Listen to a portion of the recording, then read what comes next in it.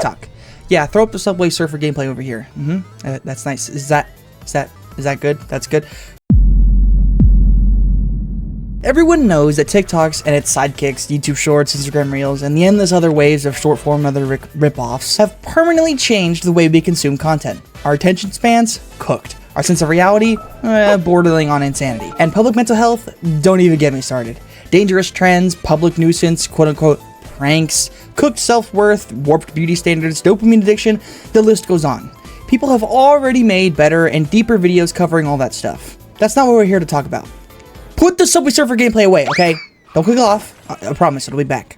But I'm not here to cry about things like thirst traps or day in my life vlogs, because even though TikTok and short form content has absolutely altered my brain chemistry, I didn't think I was affected by it at first. Sure, I'd bed rot from time to time and scroll through Minecraft parkour Reddit story voiceovers like everyone else, but the bulk of my time was spent gaming, specifically first-person shooters. Rainbow Six Siege, Overwatch 2, The Finals, and Fortnite. I guess Fortnite doesn't really count, but you get the idea. But here's the thing.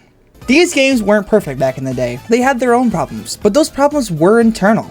Overpowered weapons, broken characters, bugs, hackers, maybe some toxicity from time to time. Still, they felt alive, dynamic. Every game had its potential to feel different. Someone pulled off a wild strike you'd never seen before, and you'd be like, yo, what the hell was that? Whether it worked or failed, it was fresh. You were learning through playing, through doing. Every match was its own small little sandbox. So what changed? Enter TikTok. With the explosion of short-form content, every niche community, especially gaming, exploded with content creators. Lineups, pixel peaks, metacomps, one-way smokes, kill boxes, best loadouts, secret movement tech, whatever, and the list goes on. It wasn't even just YouTube guides anymore. You didn't have to go searching for tips and tricks. TikTok pushed them into your feed whether you wanted them or not. If you liked that kind of content, you got more of that kind of content. It was as simple as that. And at first, it was helpful, right? You'd be like, yo, that's a good trick, I'm gonna try that. But over time, the learning curve of games flattened into a script. Everyone started playing the exact same way.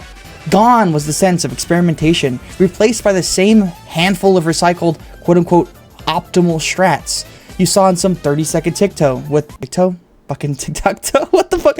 Gone was the sense of experimentation you saw in some 30-second TikTok trend. It's not like strategy content didn't exist before. Of course it did. Tons of YouTubers dedicated their whole channels to tutorials on high-level gameplay and tips and tricks. But back then, you had to look for it.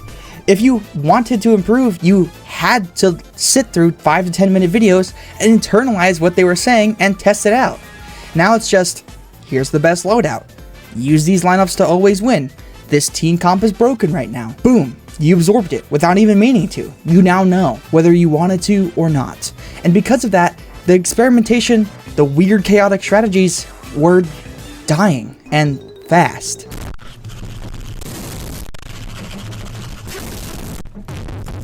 If you've been playing online games for a while, you've probably noticed a trend. You load into a match, everyone's using the same 3 characters, the same abilities, the same movements, the same tricks. It feels less like a game and more like a script everyone's reading off of. Like you're in some kind of weird play where everyone's told to do the exact same thing. Games always evolve. Players will always find the meta, but what used to take months now takes days. The second a new patch drops, the TikTok tutorials are already in production. So instead of exploring new content and finding what's fun, we just jump straight into playing the quote-unquote best way. We've already been told what that is. This shortens the life of a game, not just because of burnout or lack of new content, but because the exploration period, that golden era where players are figuring out new tricks and creating strategies, is over before it even begins. This turns entire communities into meta chasers. Everyone's running the same builds, same rotations, same ideas. And if you're not doing that, you're trolling, you're throwing, or you're wasting time. You're playing the game wrong. Send me your dick pics, okay? Let's look at Fortnite. Back in the day, everyone sucked. The game was chaotic and dumb in the best way. People built wooden towers and panicked when they saw someone cranking 90s. It was hilarious. Then content creators like Ninja blew up. People wanted to get good, so they watched tutorials of streamers and they practiced. It built communities and gave people something to strive toward. But then came the tryhards, and the magic of the Fortnite started to slip away. As with any game, everyone started to get good, and when everyone's good, No one is. So what did Epic do? They added bots to give new players a chance. They added no build mode to make the game approachable again to new players, or old players who were burnt out of getting fucking full boxed like a fish. They constantly cycled in limited time events and silly modes. Say whatever you want about Epic Games, but they recognized the game was no longer fun for the average player, and they did something about it. Five lords! Five lords! Marvel Rivals. On paper, it's just another hero shooter, but something feels different. It feels fun again. Maybe it's the characters, maybe it's the nostalgic connection, maybe it's the fact people still pick their favorites even if they aren't top tier. Marvel Rivals encourages creativity and team play with in-game tutorials, built-in team-up abilities, and design choices that allow for weirdness. Sure, TikTok trick compilations still exist, top 5 Marvel combos you didn't know, but players still leave fun and room to goof around, to try dumb strategies, and to play who they want and not what the algorithm tells them to. And that's pretty rare. Not only is the game designed really well, people actually were willing to have fun. Maybe their connections to these characters allowed them to actually play for fun. People would go, like the biggest one I would see, Spider-Man doesn't kill, and you would literally see a Spider-Man play the entire game without getting a single elimination. In any other game, people would be like, you're throwing this, you're garbage, you're bad. People actually found it fun, found it interesting. People were willing to set aside their team comp for fun.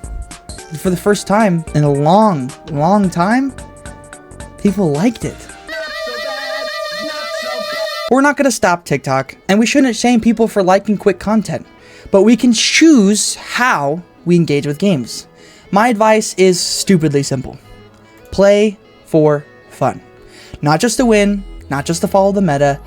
Pick a character that you like. Try the strats that sound dumb but make you laugh. Bush camp with your friends and giggle like gremlins. Do something for the meme. My favorite gaming memories, they're not clutches, they're not kill streaks, they're not top leaderboard finishes.